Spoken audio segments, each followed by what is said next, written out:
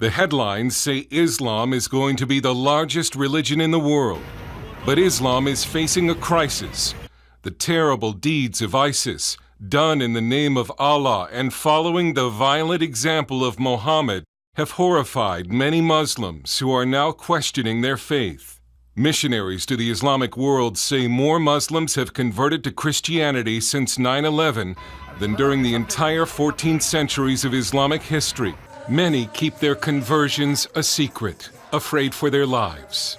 In London, this British college student from a Pakistani immigrant family left Islam after a lengthy study convinced him the Quran could not be true. We hid his face because Islam teaches that apostates must be killed. If someone leaves Islam or becomes apostate, he is thrown out of his family. His family will be the first one to abandon him. His friends will reject him. He will be killed or he will be persecuted.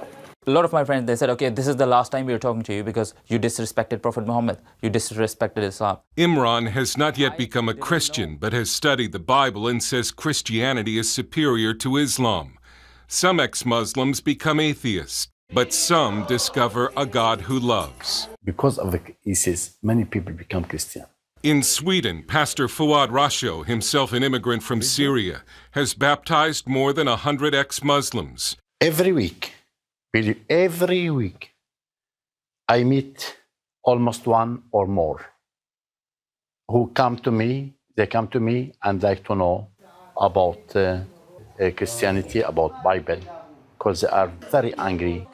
They are Muslim, as they don't like to continue to be Muslim. When it comes to religion, Europe has been called the new dark continent, and some Muslims here feel trapped between atheism and radical Islam. But they see hope in Christianity. When Nassim Ben Iman came with his parents to Germany as immigrants from a Muslim nation, he remembers thinking that if Germany is a Christian nation, then Christianity is a dead, sinful religion. Nakedness in the television is because of the Christian religion. Living together, not married, is because of the Christian religion. But then Nassim discovered real Christianity and is today an evangelist reaching Muslims and non-Muslims for Christ. When the people understand who Jesus is, they will more and more love Jesus and follow Jesus. And when the Muslims understand more and more what Muhammad is, what the Quran is, what the history is, then they will go farther away from Islam. Islam is going to collapse. Brother Rashid is the son of a Moroccan imam who lived for 15 years as a secret convert to Christianity.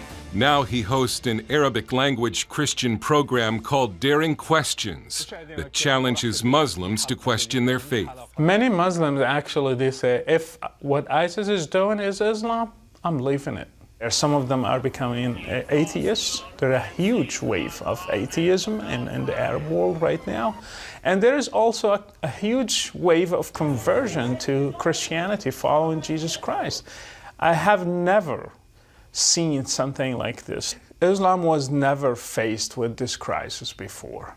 Nassim says Islam appears strong, but is only feeding off the spiritual void in many weak Christian nations.